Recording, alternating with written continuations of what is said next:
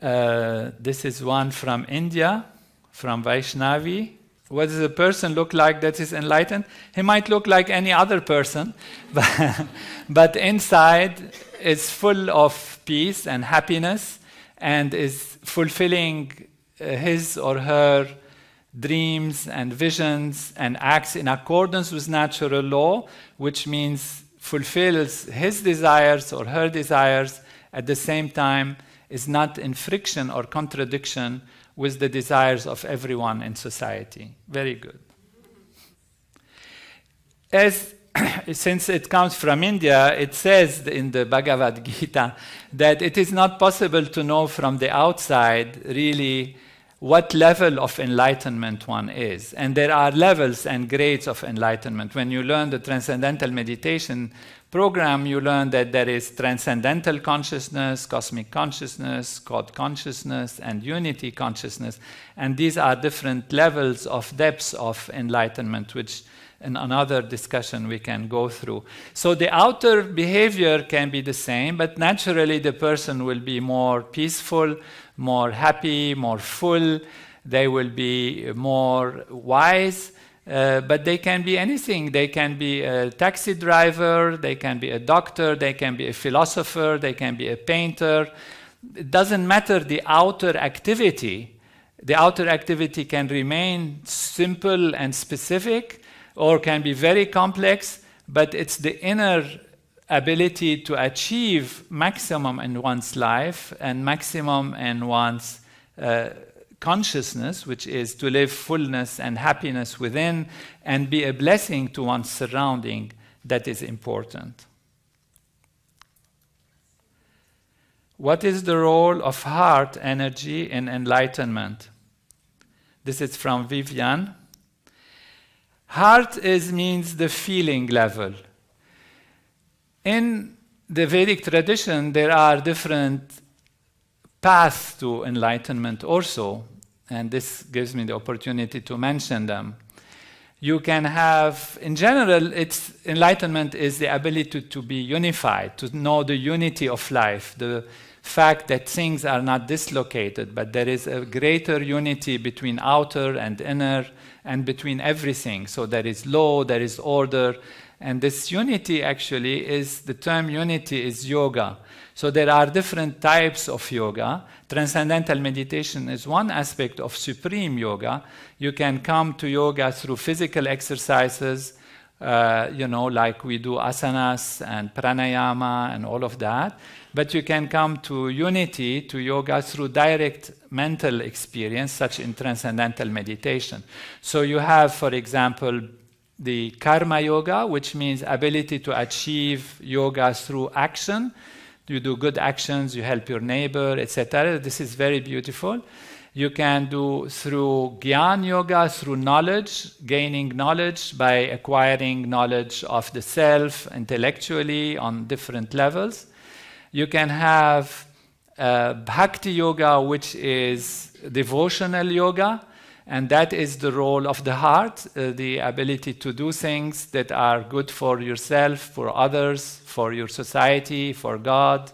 That devotion also develops a greater level of unity.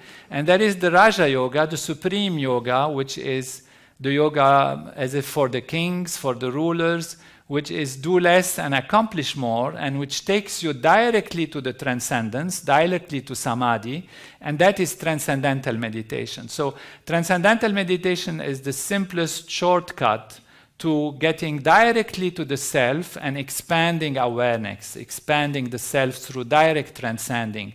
The other ways are beautiful, and one can continue to use them. They are longer and slower, but they can also achieve the goal. The fastest, most direct way is to directly expand the awareness by transcending.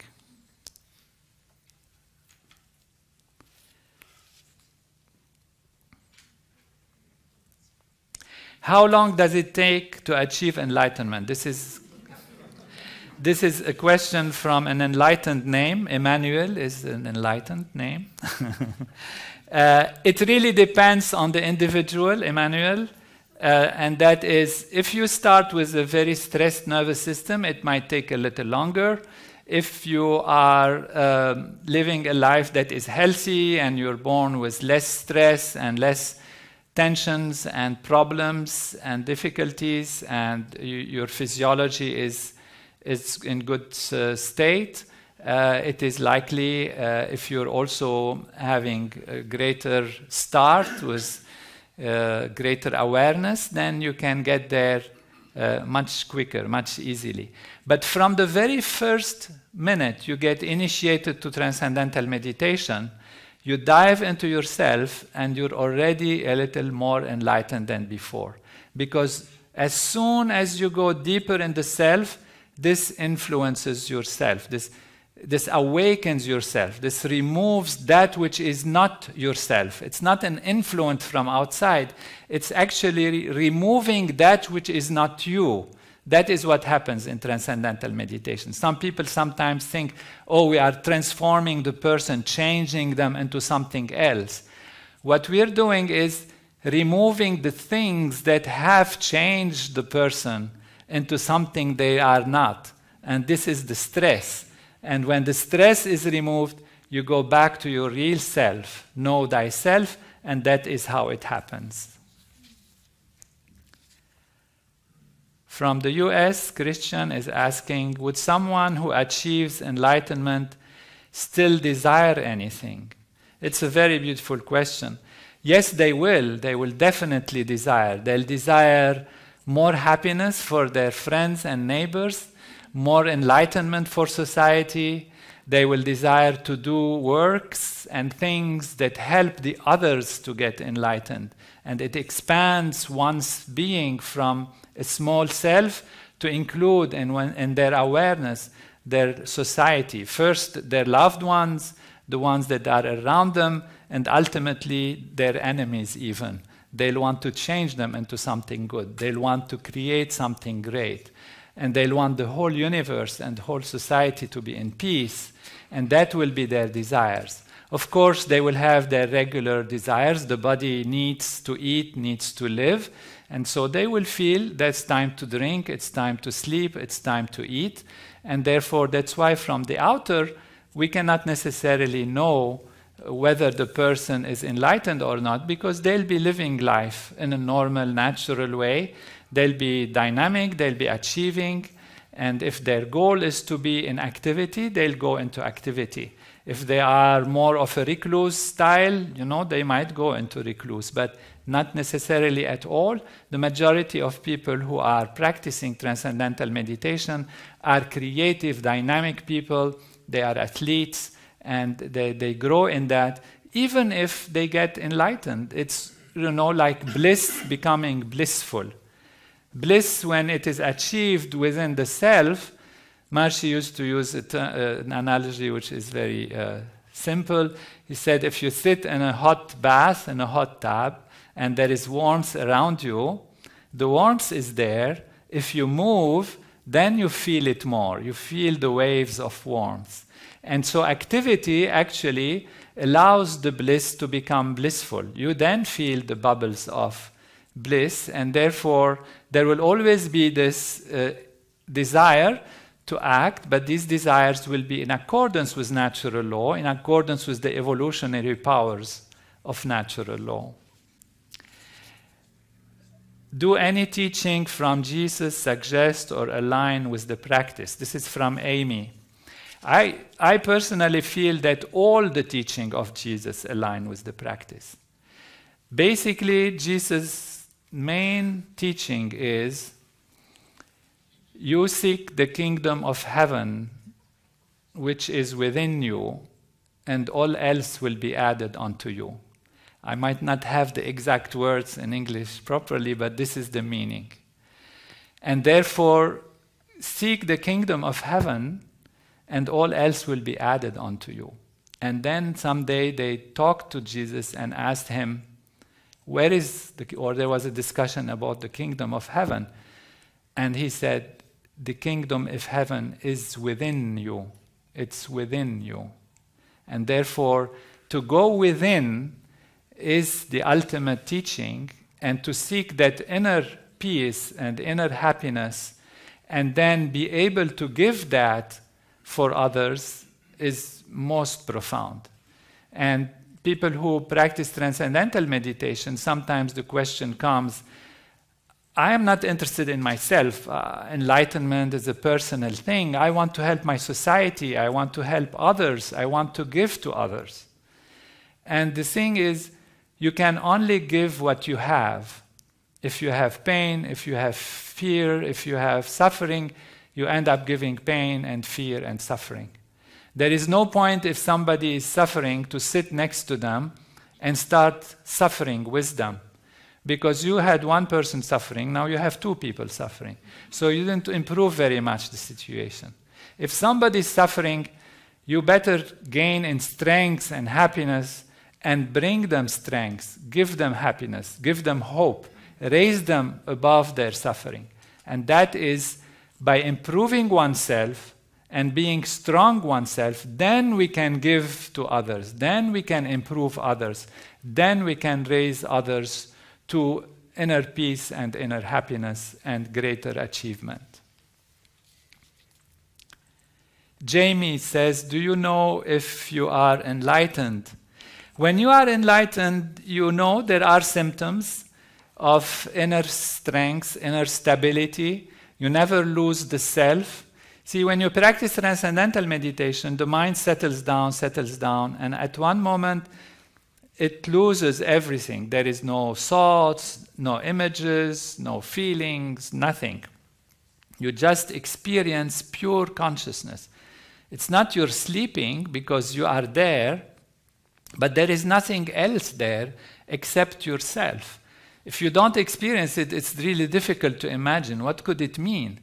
It is consciousness, pure consciousness, sitting by itself, on itself, in itself, with itself, and nothing else is there. And that experience is your real inner self.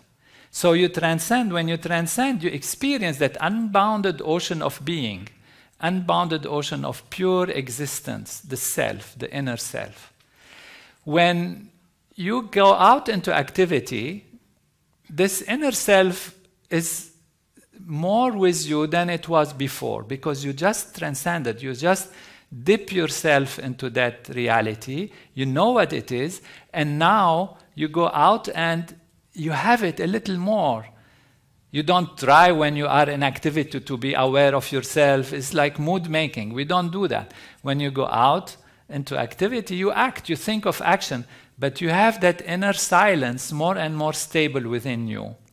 With time, what happens is, with the familiarity in this inner self, this inner unbounded ocean of pure being remains with you all the time. So no matter what you're doing, you seem to be going and rushing and running and doing things and planning things and acting and correcting and adjusting and all of that, but your inner self, your unbounded peace, your inner peace is never lost. That's the first level of enlightenment. In the Transcendental Meditation movement, we call it cosmic consciousness. Maharshi has given it this name.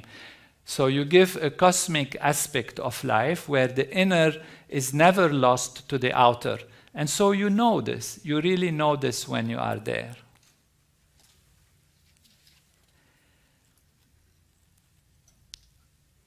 Could we have, this is Carolina, she's asking, could we have glimpses of enlightenment instead of becoming enlightened suddenly and forever?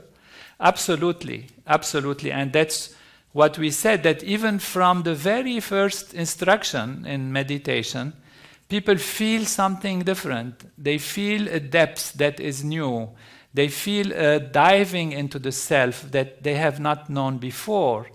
And that is already a glimpse. It doesn't take days and hours. I mean, it could, for some people, take a few days, some others a few weeks to feel deeply. But mostly, even from the very first transcending, you feel different. And then as this stabilizes, you start feeling more evenness in life, more and more evenness. So this evenness might not be complete, might not be 100% there, might not be all the time there, but you do get definitely glimpses of that reality as you go along. And that is the beauty of it, because the path is very enjoyable. It's not that something that you have to do that is training.